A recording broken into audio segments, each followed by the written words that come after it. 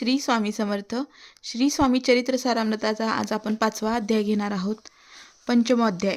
श्री गणेशाय नमः. भव कानन वैश्वानरा अज्ञातम चद्देका भास्करा पूर्ण साक्षी परात्परा भक्ता खरा सदै तू. गंगाजळ जैसे निर्मळ तैसे तुझे मन कोमळ.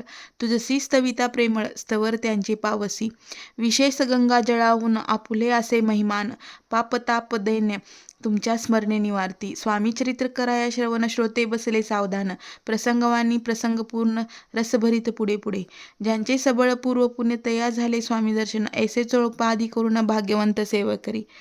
अक्कलकोट नगरात एक तत्पर्यंत स्वामी राजवास करीत. भक्त बहुत जाहले वार्ता पसरली चहूकडे. कोणासी पडता साकडे धाव घेती स्वामीकडे. राजरजवाडे थोर थोर म्हणती भोसल्यांचे भाग्य परम. स्वामी रत्र लादलेले उत्तम नरपती ही भक्त निसीम. स्वामी चरणी चित्त तयांचे तेव्हा किती एक नरपती. स्वामी दर्शन घेऊ इच्छती आणि आपुल्या नगराप्रती आणू म्हणती तयांसी. बडोद्या माझी त्या अवसरी मल्हारराव राज्याधिकारी. एकदा तयांचे अंतरी विचार ऐसा पातला. अक्कलकोटाहुनी स्वामीसी आणावे आपल्या नगरासी. मग कोणे एके दिवशी सभे माझी बैसले. दिवाण आणि सरदार मान करी तैसे थोर. बसले असता समग्र बोले नपवर तयाप्रती. कोणी जाऊन अक्कलकोटासी येथे आणील स्वामीसी तरी आम्हा तयासी इनाम देऊ बहुत. त्यांचा राखू सन्मान लागेल तितुके देऊन दहन. ही वटपुरी वैकुंठ भुवन वसता स्वामी होईल. कार्य जाणून कठीण कोणी न बोलती वचन. कोणा एका लागून गोष्ट मान्य करवेना. तेव्हा तात्यासाहेब सरदार होता योग्य आणि चतुर. तो बोलता झाला उत्तर नृपा लागी परियसा. आपली इच्छा जरी इच्छा ऐसी स्वामी ते आणावी वटपुरीसी तरी मी आणीन तयांसी निश्चय मानसी असो द्या. ऐसे एक कोणी उत्तर संतोषला तो नृपवर. तैसी सभा ही समग्र आनंदित झाली. संजीवनी विद्या साधया शुक्राजवळी कच जाता. देवी सन्मानीला होता बहुत आनंदे करुणी. नृपतीसह सकळ जने त्यापरी त्यातासी सन्माने. गौरव आणि मधुर वचने यशस्वी हो म्हणती तया. बहुत धन देत नृपती सेवक दिले सांगाती. जावया अक्कलकोटाप्रती आज्ञा दिली तात्यांते. तात्यासाहेब निघाले सत्वर अक्कलकोटी आले.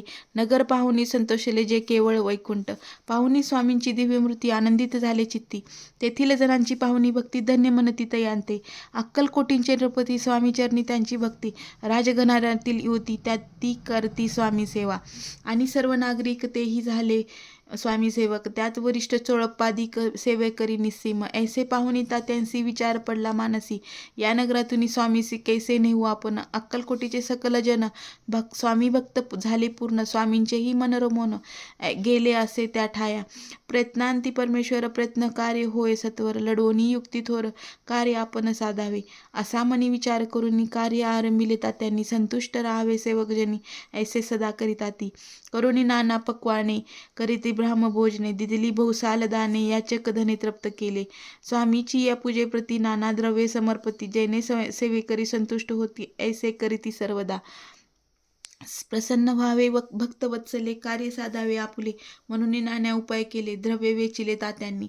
ऐशी यांनी काही न झाले केले तितुके व्यर्थ गेले. तात्या मनी खिन्न झाले विचार पडला तयासी. मग लढविली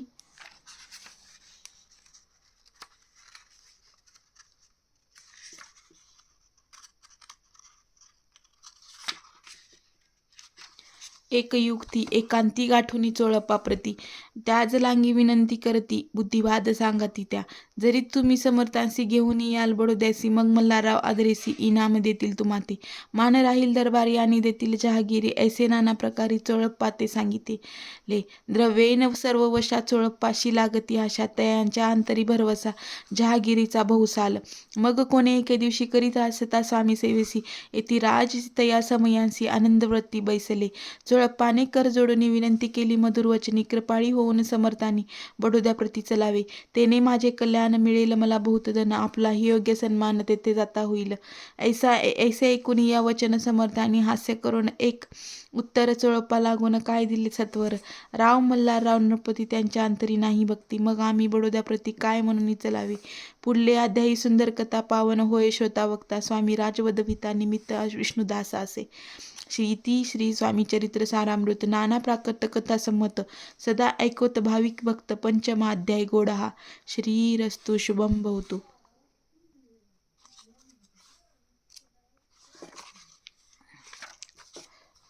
पाचव्या अध्यायाचा कथासार पुढील प्रमाणे आहे.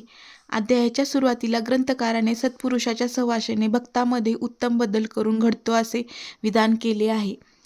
ज्यांची पूर्वपुण्याई आहे त्यांना श्री स्वामींचा सहवास लाभला. अक्कलकोट निवासी जनता जर परमभाग्यशाली होती. अक्कलकोटच्या राजांनाही पूर्वपुण्याईमुळे स्वामींसारख्या दिव्य सत्पुरुषाचा सहवास घडला. श्री स्वामींची कीर्ती चहूबाजूस पसरली. इतकेच नव्हे तर बडोद्याचे राजाधिकारी मल्हारराव गायकवाड यांच्या कानीही पोचली. त्यांच्या मनात विचार आला की आपण श्री स्वामींना अक्कलकोटाहून थेट आपल्या बडोद्या नगरीस आणावे. याकरिता त्यांनी अनेक मातब्बर दिवाण व सरदारासमोर जो कोणी श्री स्वामींना इथवर आणेल त्याला आम्ही इनाम देऊ आणि मानसन्मान देऊ असा प्रस्ताव ठेवला. हे ऐकून सुज्ञ मंडळींनी काढता पाय घातला. मात्र तात्यासाहेब यांनी श्री स्वामींना बडोद्यास आणण्याचा विडा उचलला. राजा मल्हारराव यांच्याकडून बरेचसे धन आणि सेवकांची फौज घेऊन तात्यासाहेब अक्कलकोटला आले. तिथे राजांनी याचकांना धन द्रव्य देऊन तसेच अनेक मोठ्या जेवणावळी घालून संतुष्ट केले. त्यांनी चोळप्पांनाही जहागिरी देण्याचे आश्वासन दिले. तात्यासाहेबांच्या बोलण्यामुळे चोळप्पा आनंदित झाला. त्याने हा विषय स्वामीपाशी काढला आणि आपण बडोद्यास गेल्यावर मला जहागिरी मिळेल असे सांगितले. त्यावर श्री स्वामी हसले व म्हणाले, त्यांच्या मनात भक्ती नाही मग आम्ही तिथे जाऊन काय उपयोग. इथे कथेचा पूर्वार्ध संपवताना ग्रंथकाराने उत्तरार्धाविषयी सुतोवाच केलेले आहे. श्री स्वामी समर्थ. अशा प्रकारे आपला 5वा अध्याय संपलेला आहे. सर्वांना श्री स्वामी समर्थ.